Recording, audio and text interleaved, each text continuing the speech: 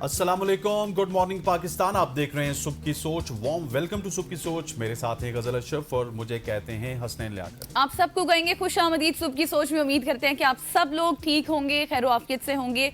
खबरें कुछ अच्छी नहीं है हमारे पास, क्योंकि आपको पता है कि अब से कुछ हफ्ते पहले ही हम आपको बता रहे थे, और जिस तरह से धूम मची हुई थी, पीस टॉक्स भी हुई उससे पहले कि एमओयू पर साइन हो गया, एग्रीमेंट हो गया, बातचीत होगी। अब ये जो जंग बंदी है ये आर्जी तौर पर मुअत्तल हो गई। लेकिन कल कुछ काफ़ी ऐसी खबरें आई जिसको देखकर काफ़ी हैरान भी हुई, क्योंकि अमेरिका ने ईरान के 80 से ज़ायद अहदाफ को निशाना बनाया है। और अमेरिका ये कह रहा है कि स्टेट ऑफ हॉर्मज़ के ऊपर जो कमर्शियल जहाज़ थे उनको निशाना बनाया गया और उसको मरूद इल्ज़ाम ठहराया गया ईरान को, और उसके जवाब में हमने ऐसा किया है। और अमेरिका को जो ईरान को जो है वो अब तेल बेचने पर भी उसकी पाबंदी लगा दी गई है। उससे पहले ये हुआ था कि उन्होंने 21 अगस्त तक की ये थी कि वो तब तक कर सकते हैं, लेकिन अब इसको 17 जुलाई तक कर दिया गया है। लेकिन ये काफ़ी हैरानकुन है, और ईरान ये कह रहा है कि अब हम भी इस चीज़ का मौसर तरीके से जवाब देंगे, लेकिन वक्त आने पर। और साथ ही साथ ईरान ने यह भी इंदिया दे दिया है कि इस मुआहदे की खिलाफ वर्जी अमेरिका की जानिब से की गई है, जो कि काबिल कबूल नहीं है। बिल्कुल ऐसे ख़वातीन वज़ात, और अब हमें भी तैयार रहना चाहिए, क्योंकि जंग अगर मिडल ईस्ट में होगी तो एक बार फिर उसका इम्पैक्ट ग्लोबली भी होगा और स्पेशली पाकिस्तान में भी होगा। और हमारी गवर्नमेंट को तो शायद चार चांद लग जाते हैं जब इस तरह की कोई होती है जंग वगैरह।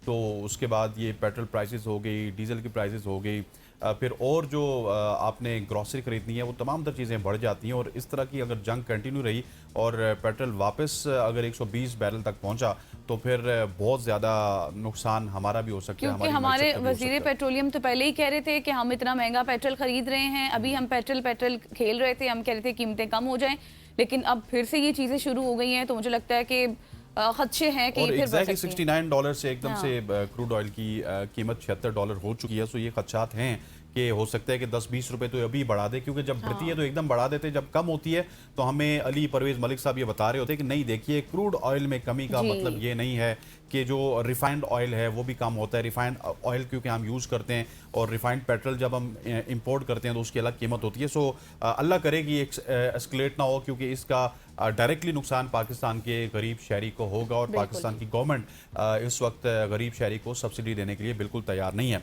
इसके अलावा एक और खबर है जो कि मैंने आपको देनी है। K2 एयरवेज क्रैश के हवाले से कुछ लापता है ये तैयारा जो कि शारजा से कराची आ रहा था। और इस तैयारे में तकरीबन 5 क्रू मेंबर हैं जिनका ताल्लुक पाकिस्तान से बताया जा रहा है। हम उम्मीद करते हैं कि अगर मिल जाए, क्योंकि इस तरह की मुतज़ाद खबरें आ रही हैं कि ये तैयारा अब शायद लॉस हो चुका है और ये जो 5 क्रू मेंबर हैं ये भी अपनी जानों से हाथ धो बैठे। लेकिन अभी भी कयास आ रही हैं, बहुत सारी खबरें हैं इस तरह की गर्दिश कर रही हैं। उम्मीद करते हैं कि अभी भी इनकी रिकवरी के लिए हम दुआ करते हैं कि कहीं ना कहीं से ये तैयारा भी रिकवर हो जाए और हमारे ये जो 5 पाकिस्तानी भाई हैं ये भी रिकवर हो जाए। बिल्कुल जी, इस तैयारे की फ़नी खराबी के हवाले से ये इत्तला दी गई थी, और फिर जैसे ही इत्तला दी फौरी तौर पर कार्रवाई शुरू की गई, लेकिन उसके बाद तैयारा एकदम से लापता हो गया, राब्ता मुनक़ता हो गया। लेकिन अभी तक की कोशिशें जारी हैं। लेट्स सी, दुआई कर सकते हैं कि वो तैयारा भी मिल जाए और वो 5 अफराद भी सेव हों। आगे बढ़ते हैं और अब आपको बताते हैं अपनी सोशल ट्रेंडिंग स्टोरी, जिसमें सबसे पहली स्टोरी मेरे पास ये है सहाफ़ियों के हवाले से, क्योंकि खैबर पख्तूनख्वा असम्बली ने सहाफ़ियों पर कैद, जुर्माना और पाबंदी का कानून मंजूर कर लिया, जबकि तनख्वाहों, मरात और इस्तिस्ना के कानून का गेजेटेड नोटिफिकेशन भी जारी कर दिया गया है। खैबर पख्तूनख्वा असम्बली के इजलास में सहाफ़ियों पर पाबंदी और कैद से मुतल्लिक़ कानून मंजूर किया गया है, और कानून के तहत स्पीकर के पास इख्तियार है कि वो किसी भी सहाफ़ी को ऐवान की कार्रवाई की कवरेज से रोक सकते हैं। स्पीकर पाबंदी की जद में आने वालों पर ख़ास मुद्दत तक के लिए पाबंदी आयद कर सकता है, जबकि उसके पास अब ये इख्तियार है कि वो ऐवान की किसी भी कार्रवाई को शाये करने या नशर करने से रोक कर उस पर पाबंदी आयद कर सकता है। साथ ही साथ बिल के मुताबिक खिलाफ वर्जी करने पर मज़कूरा शख्स या सहाफ़ी को 6 माह तक कैद और 10 लाख रुपए तक का जुर्माना भी किया जा सकेगा। बिल में मजीद ये भी कहा गया कि अगर कोई सहाफ़ी या इदारा असम्बली कार्रवाई को तोड़ मरोड़ कर रिपोर्ट अपनी पेश करेगा तो उसके खिलाफ भी कार्रवाई की जाएगी, जिसके तहत सहाफ़ी को 3 साल तक कैद और 3 लाख रुपए तक जुर्माना किया जा सकेगा। स्पीकर पर जानिबदारी का इल्ज़ाम लगाने या फिर स्पीकर के किरदार पर तनकीद करने वाले सहाफ़ी को 6 माह कैद और 10 लाख तक जुर्माना किया जा सकता है। किसी भी कायमा कमेटी की रिपोर्ट टेबल होने से पहले नशर या शाया करने पर सहाफ़ी को 3 माह तक कैद और 3 लाख तक जुर्माना किया जा सकेगा। तहरीक इल्तवा टेबल होने से कबल नशर या फिर शाया करने पर 1 माह तक कैद और 1 लाख तक जुर्माना होगा। ये भी वाज़ेह रहे कि अप्रैल में इजाफी एजेंडे के जरिए मंजूर कराए गए कानून को कई माह तक छुपाया गया और गवर्नर खैबर पख्तूनख्वा ने बिल पर 6 मई को मंजूरी दस्तखत किए थे। ख़वातीन वज़ात, ये वही पीटीआई है जो कि पीका के ऊपर बहुत ज़्यादा शोर मचाती थी। वो कहती थी कि सहाफ़ियों के हुकूक के हवाले से बात करती थी। वो हमें ये बताती हुई नज़र आती थी कि सहाफ़ियों के हुकूक पाकिस्तान में बिल्कुल नहीं, और इन सहाफ़ियों ने पाकिस्तान तहरीक इंसाफ का बहुत साथ दिया था। लेकिन जिस सूबे में पाकिस्तान तहरीक इंसाफ की हुकूमत है, वहाँ पे स्पीकर के खिलाफ भी बात नहीं की जा सकती, वहाँ पे किसी किस्म की रिपोर्टिंग नहीं की जा सकती। 3 महीने पहले जो हम रिपोर्टिंग सुनते थे, या फिर बहुत सारी जो अभी आपको क्लॉजेस बताई हैं गज़ल ने, ये अब सहाफ़ियों का एक, मैं समझता हूँ कि कत्ले आम किया गया है खैबर पख्तूनख्वा असम्बली की जानिब से। और इसके अलावा भी एक ब्लू पासपोर्ट जारी किया गया है जो कि हर वज़ीर की जो खातून अव्वल है ना, मतलब किसी ने 2-3 शादी की तो उसने एक ही को खातून बनाना है, लेकिन जिसकी एक ही है तो उनको भी ब्लू पासपोर्ट दिया जाएगा जिसमें बहुत ज़्यादा इम्यूनिटीज़ हैं। वो पूरे एयरपोर्ट पे फ्रीली जा सकती हैं। इसके अलावा उनको गन्स के लाइसेंस हैं, बहुत सारी और चीज़ें जो कि केपी असम्बली में पास हुई। और ये वही असम्बली थी जो कि हमें नए पाकिस्तान के दावे करती हुई नज़र आती थी, जो कि रियासत मदीना के दावे करती हुई नज़र आती थी। और ये वही पाकिस्तान तहरीक इंसाफ है जो हमें एक ऐसी पाकिस्तान तहरीक इंसाफ की जानिब से वाइब आती थी कि शायद हम वज़ीर-ए-आज़म जो है वो साइकिल पे जाया करता है, इस तरह के दावे होते थे ना। वो फेडरल में हुए और अनफॉर्चुनेटली अब जिस सूबे में उनकी 13 साल गवर्नमेंट है, वो अब सहाफ़ियों के ऊपर पाबंदी लगा रहे हैं। और ये एक बहुत ही अनहोना सा बिल था जो कि पास हो चुका है और इसके ऊपर गवर्नर केपी ने दस्तखत भी कर दिए हैं। ख़वातीन वज़ात, आगे बढ़ते हैं और आगे बढ़ते हुए अब आपको पाकिस्तान की सूरत हाल से आगाह करते हैं। केपी के बाद पाकिस्तान की बात कर लेते हैं। पाकिस्तान पर अंदरूनी और बैरूनी कर्ज़ों का बोझ मज़ीद बढ़ गया है और गुज़श्ता 1 साल के दौरान 5,904 अरब रुपए का इजाफा हुआ है और पाकिस्तान पर कर्ज़ों का मजमूई हजम बढ़कर 81,949 अरब तक जा पहुंचा है। रिपोर्ट में बताया गया कि रवा माली साल में कर्जों पर 8,054 अरब रुपए सूद भी अदा करना पड़ा। इसी तरह कलील मुद्दती बैरूनी कर्जों में 2,491 अरब रुपए का गैर मामूली इजाफा देखा गया। दूसरी जानिब ऑडिटर जनरल पाकिस्तान ने भी कर्जों की मिस मैनेजमेंट पर सवालात उठा दिए और रिपोर्ट में बताया कि कर्जों की असल रकम की अदायगी के लिए 83 खरब रुपए से जायद की गैर हकीकी बजट साजी की गई, जिसके नतीजे में गैर ज़रूरी इजाफी अखराजात सामने आए। ऑडिट रिपोर्ट में यह भी इंकशाफ किया गया कि हुकूमत मालियाती रिपोर्टिंग मैनुअल के मुताबिक माहाना डेट एंड लॉसेस रिपोर्ट भी तैयार नहीं कर रही। हालांकि ये रिपोर्ट हर माह कौमी कर्जों की मजमूई सूरत हाल का जायजा पेश करने के लिए ज़रूरी है। बिल्कुल जी, अभी हम बात कर रहे थे पेट्रोल की प्राइसेस के हवाले से और फिर आप देख लें कि इतने ज़्यादा हमारे ऊपर कर्जे बढ़ चुके हैं। IMF के प्रोग्राम की बात कर लें, शायद आई गेस हमारा 24वां ये प्रोग्राम है उनके साथ। अब आगे मजीद भी तैयारी हो रही है। इसी तरह से हम IMF के प्रोग्राम में जाएंगे, कर्जा लेते जाएंगे, टैक्स बढ़ते जाएंगे, हम पे करते जाएंगे, हमारी ग्रोथ नहीं होगी और ये स्टोरीज हम ऐसे ही आपके साथ शेयर करते जाएंगे जैसे ही अदाद-ओ-शुमार हमारे पास आएंगे। तो ये सिलसिला ऐसे ही चलेगा, मुझे नहीं लगता हम तरक्की कर पाएंगे। आगे बढ़ते हैं और अब आपको लिए चलते हैं किसी ऐसे, आपको अगर मैं आपको एक सिचुएशन देती हूँ असलैन आपको, अगर आपको दुनिया के किसी ऐसे शहर में रहने का मौका मिले जहाँ बेहतरीन सहूलियात मौजूद हों, सेहत के हवाले से, तालीम के हवाले से, ट्रांसपोर्ट के हवाले से, तो आप प्रेफर करेंगे ना? बिल्कुल ऐसे ही। हाँ बिल्कुल। तो पाकिस्तान तो नहीं है, वो कोई और कंट्री पूरी दुनिया में कोई भी ऐसा मुल्क जहाँ पे आपको ये फैसिलिटीज होंगी या कोई भी ऐसा शहर है, उसका इंतखाब मैं नहीं बल्कि हर शख्स करेगा, क्योंकि उसको ईज चाहिए, आसानी चाहिए। बिल्कुल आप सही कह रहे हैं। तो आप किस शहर का इंतखाब करेंगे ये मैं आपको बता देती हूँ। इस सवाल का जवाब इकोनॉमिस्ट इंटेलिजेंस यूनिट की ताज़ा ग्लोबल लाइवेबिलिटी इंडेक्स 2026 रिपोर्ट ने दे दिया है, जिसमें दुनिया के 173 शहरों का मयार जिंदगी निहायत बारीकी से जांचा गया है। एक बार फिर डेनमार्क के दारुल हुकूमत कोपेनहेगन ने मुसलसल दूसरे साल भी मैदान मार लिया है और दुनिया का सबसे बेहतरीन शहर करार पाया है। याद रखें कि इस शहर ने इस्तेहकाम, तालीम और बुनियादी ढांचे में मुकम्मल नंबर हासिल कर लिए हैं, जबकि सकाफत और माहौल के शोबों में भी नुमाया कारकर्दगी दिखाई है। कोपेनहेगन के बाद फेरिस में दूसरे नंबर पर ऑस्ट्रिया के वियना, फिर ऑस्ट्रेलिया के मेलबर्न और सिडनी चौथे नंबर पर बराजमान है, जबकि स्विट्जरलैंड का अगर बात की जाए तो वो 5वें नंबर पर है और उसके बाद 6 से 10वें नंबर तक बिल तरतीब Geneva, Switzerland, Osaka Japan, Adelaide Australia, Canada और टोक्यो जापान का नंबर आता है। ये 6 से 10 ममालिक का मैंने आपको बताया।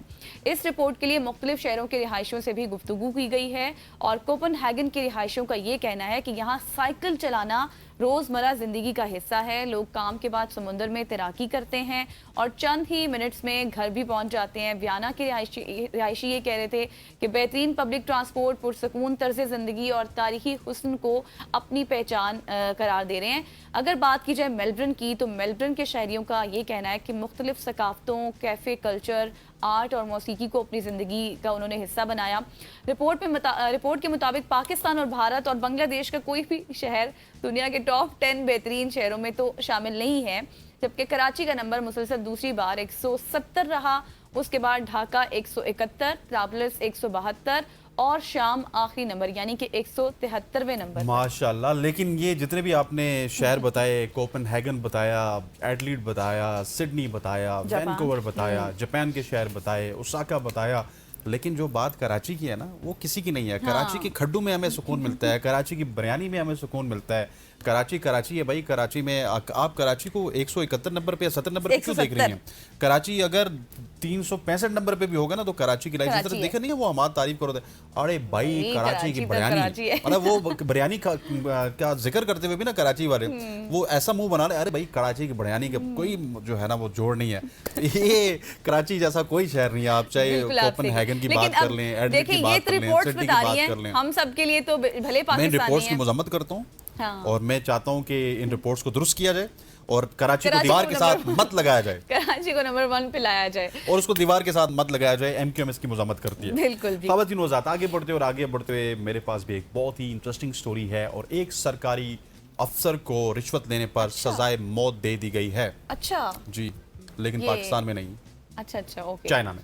चीन में एक सरकारी अफसर को $325 मिलियन रिश्वत लेने के जुर्म में सजाए मौत सुना दी गई है। चीन की एक अदालत ने नानजिंग के साबिक इक्तिसादी तरक्याती ओहदेदार यांग यूलियन को तकरीबन 30 साल के दौरान $325 मिलियन यानी कि 2 अरब युआन की रिश्वत लेने के जुर्म में सजाए मौत सुनाई गई है। अदालती फैसले के मुताबिक 1993 से 2023 के दरमियान यांग यूलियन ने मंसूबों की मंजूरी, कारोबारी सहूलत, जमीन की अलॉटमेंट और सरमाया फराम करने के बदले भारी रकूम और कीमती असासे वसूल किए।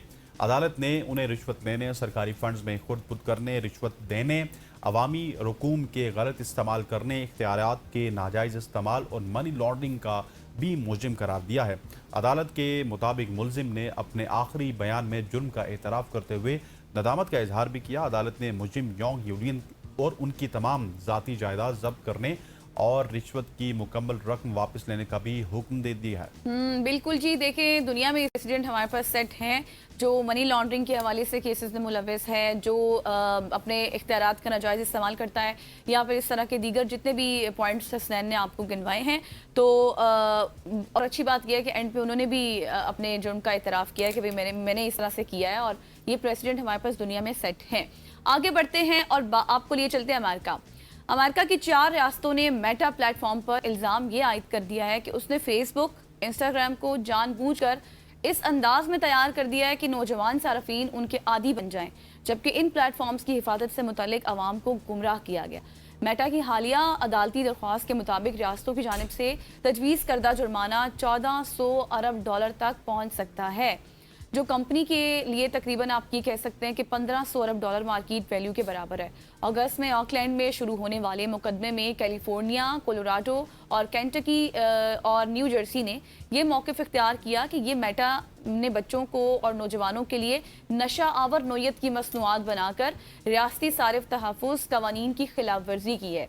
मेटा ने तमाम इल्ज़ामात अब मुस्तरद कर दिए हैं और कहा है कि मुजव्वज़ा जुर्माना शवाहिद से साबित नहीं होता और सार्फिन के तहफ़्फ़ुज़ के कवानीन की तारीख में इतनी बड़ी सज़ा की कोई भी मिसाल मौजूद नहीं है। बिल्कुल ऐसी है, और ये आप देख सकती हैं कि किस तरह से अमेरिका जैसे मुल्क में भी तशवीश हो रही है, और ये मेटा किसी और मुल्क की नहीं बल्कि वहीं के रहने वाले एक शहरी की है और वहीं इसका हब भी समझा जाता है, लेकिन अब वो भी इस तशवीश का इजहार कर रहे हैं कि इंस्टाग्राम, फेसबुक या फिर दीगर प्लेटफॉर्म्स भी नौजवानों के लिए इस तरह से तैयार किए गए कि नौजवान उनके जिस तरह से एक नशे का आदी हो जाता है ना, इसी तरह से वो उन प्लेटफॉर्म्स की आदी हो चुके हैं। और जब तक वो अपने मोबाइल फ़ोन पे उन प्लेटफॉर्म्स को देखेंगे नहीं, स्क्रॉल नहीं करेंगे, तो उनको कुछ ना कुछ कमी महसूस होती है। और ये एक आने वाले दिनों में आपको नज़र आएगा कि इस तरह का अलमिया आपको हर जगह पे नज़र आएगा कि बहुत सारे लोग इस बीमारी में मुब्तला अभी भी हो चुके हैं, आने वाले दिनों में भी हो चुके हैं। और इसके लिए शायद आपको एक प्रॉपर साइकियाट्रिस्ट के पास जाना पड़ेगा जब कभी कभार आपका सोशल मीडिया बंद हो जाएगा। क्योंकि आजकल के हालात ये हैं कि जिस तरह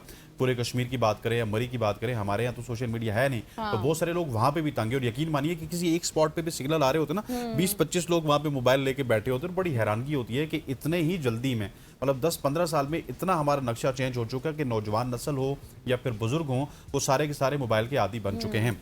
और जिन साथ आगे बढ़ते हैं, और आगे बढ़ते हुए अब आपको फ्रांस लिए चलते हैं, जहाँ पे मारूफ शीशा साज और ज्वेलरी डिज़ाइनर रेने लालेक से मंसूब म्यूजियम में नामालूम चोरों ने अलग सुबह डकैती की और हैरानकुन वारदात कर डाली।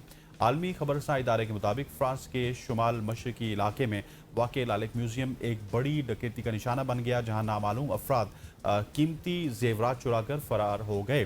फ्रांसीसी हुक्काम और म्यूजियम इंतजामिया ने बताया कि वारदात सुबह तकरीबन 5:30 पर की गई, जब मुलजिमान और अंधेरे का फ़ायदा उन्होंने उठाकर म्यूजियम में दाखिल हुए और सीधा उसकी गैलरी का रुख किया जहां नायाब जेवरात नुमाइश के लिए रखे गए थे। चोर तकरीबन 20 कीमती जेवरात अपने साथ ले गए, जिनकी मजमूई मालियत 40 लाख यूरो तकरीबन 5 करोड़ अमेरिकन डॉलर थी। ताहम हतमी नुकसान का तखमीना तमाम रिकॉर्ड की जांच पड़ताल के बाद लगाया जाएगा। म्यूजियम इंतजामिया ने वाक़े के बाद सिक्योरिटी वजूहात की बिना पर अजायब घर को चंद रोज़ के लिए आवाम के लिए बंद कर दिया। पुलिस चोरी होने वाले नवादरात की जल्द अज जल्द बरामदगी के लिए सरगर्म हो चुकी है। और ख्याल रहे कि लालेक म्यूजियम 2011 में कायम किया गया था और ये दुनिया के मारूफ फ्रांसीसी आर्टिस्ट, ज्वेलर और शीशा साज रेने लालेक के फन पारों, शीशे की तख्लीकात और नादिर जेवरात के लिए आलमी शोहरत रखता है। और हर साल हज़ारों सयाह इस म्यूजियम का रुख करते हैं। और ये वारदात ऐसे वक्त में सामने आई जब फ्रांस के अजायब घरों की सिक्योरिटी पहले ही बहस का मौजू है। और गुज़श्ता बरस पेरिस के लोर्ड म्यूजियम में भी एक मुनज़्ज़म डकैती की गई थी और चंद ही मिनटों में करोड़ डॉलर मालियत के तारीखी जेवरात चुरा लिए गए थे, जिसके बाद म्यूजियम की हिफाजत मजीद सख्त करने के मुतालबात सामने आए थे। बिल्कुल जी, आप सही कह रहे हैं। और इस तरह के कीमती जेवरात या फिर नवादरात को चोरी करना, और हज़ारों लाखों लोग जो है वो हर साल वहाँ का रुख भी करते हैं। और फिर आपने जो आखिरी बात की ना सिक्योरिटी के हवाले से, ऐसा भी तो हो सकता है ये कोई एक ही गिरोह हो जो हमेशा, जिसको इतना पता हो कि कैसे करना है, रास्ते का पता हो, फिर उसको पूरी मतलब ज़ाहिर है पूरी एक रैकी की जाती है ना कि किस तरह हमने जाना है, क्या करना है, हो सकता है अंदर के लोग भी इन्वॉल्व हो। तो ये चीज़ें बड़ी मैटर करती हैं। सिक्योरिटी अब आपको देखनी होगी, लेकिन आज हमने ना पूरी दुनिया को एक्सप्लोर किया है। हाँ, हम देखें हमारी न्यूज़ में या फिर पाकिस्तान में आप सुनते हैं ना, पाकिस्तान के डिफरेंट इलाके होते हैं, वो गुजरांवाला का आपको विजिट करवाते हैं, फैसलाबाद का करवाते हैं, पिंडी में कोई आपको डोक खब्बे का करवाता है, डोक सज्जे का करवाता है, पता नहीं कहाँ कहाँ का करवाता है। हमने आपको चाइना, फ्रांस, उसके अलावा दुनिया के बेहतरीन ममालिक की बात की, कराची की भी हमने बात की है, दुनिया के और फ्रांस की बात की, चाइना की बात की, अमेरिका की बात की। इसके अलावा आगाज़ में हमने ईरान अमेरिका वॉर के ऊपर बात की, एक और खबर भी आपके साथ शेयर की थी। सो ख़वातीन और ज़ात, ये थी हमारी सोशल ट्रेंडिंग स्टोरीज़। यहाँ पे वक्त हो चाहता है एक शॉर्ट सी कमर्शियल ब्रेक का। ब्रेक लेते हैं, वापस आते हैं, हमारे साथ रहिए।